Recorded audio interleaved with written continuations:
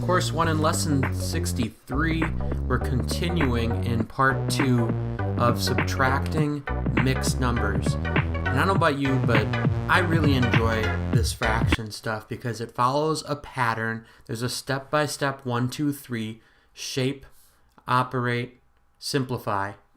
And the structure that the book has taught us is really useful, so keep showing that work. You've been getting better and better, and I'm really proud to see that. It's going to take you a long way. And if this is a hard thing for you to follow and understand, don't be afraid to draw. For example, in this first problem, 3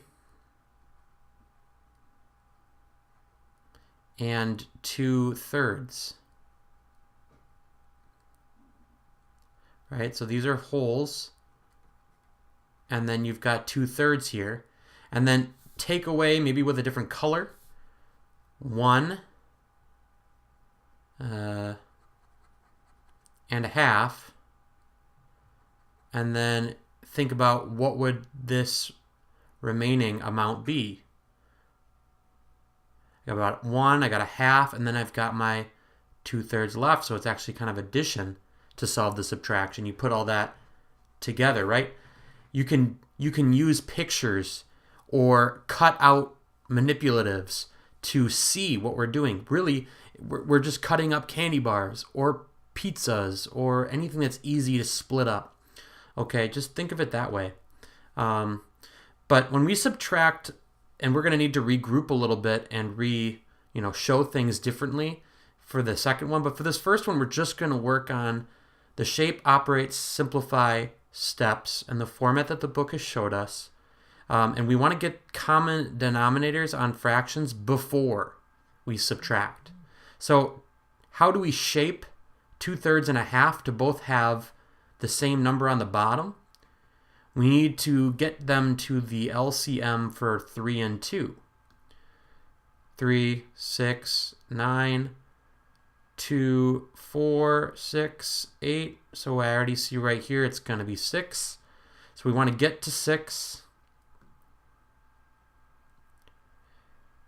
What gets me to 6 from 3 times 2? And then 2 on the top gives me 4/6 times what? 3. 3 on the top gives me 3/6, and we already know by head. Maybe you didn't even need to show that step, and I'd be okay with that, but you will want to write down the first numbers and then write 3/6. Let's subtract those quick. Let's go down now. And I should have changed that to green because now we're on step 2. We are operating. 4 minus 1. No borrowing needed. 1/6. And then don't forget, we also do the whole numbers. And I think it's best to do the whole numbers at the end in case we do need to borrow. But we didn't, so it's 3 minus 1 is 2. 2 and 1/6. Simple enough. I should have switched to blue then to show our final answer. That's step 3 is simplify, and I didn't have to. So let's see if we need to in this next one. 5 and a half minus 1 and 2/3. Let's solve. What do we start with?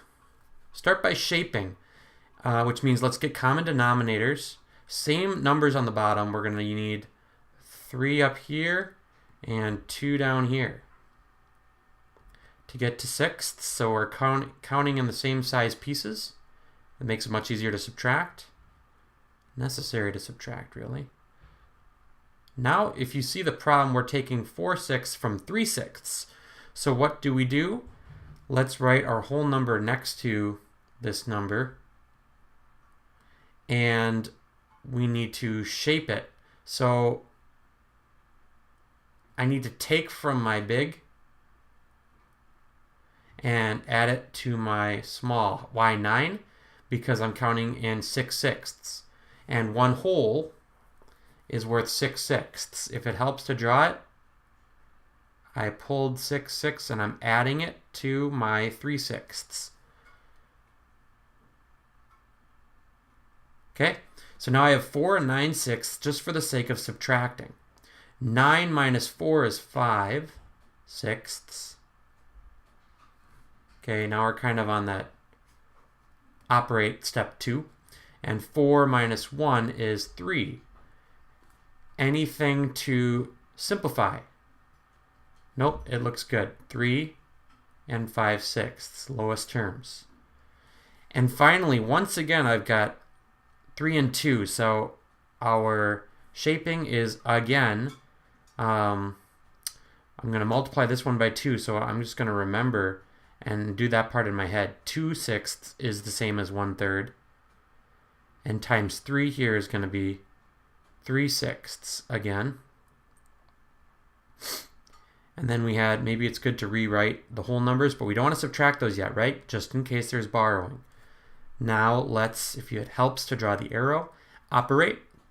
Looks like we will need to borrow. How did we do that again? Because 2 is smaller than 3, I can't subtract yet.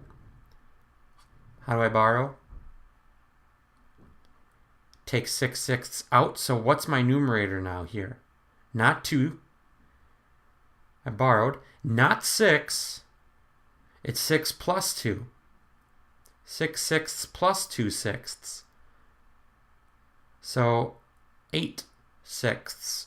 I know that doesn't look right, but it's just what we need long enough to do the operation. 8 minus 3 is 5/6 again. And now that we've borrowed, it's actually 3, not 4, but 3 minus 1 is 2. 2 and 5/6 is what we get when we take 4 1/3 minus 1 1/2. Okay, so you get to try, let's say G, H, and I. G, H, I, please.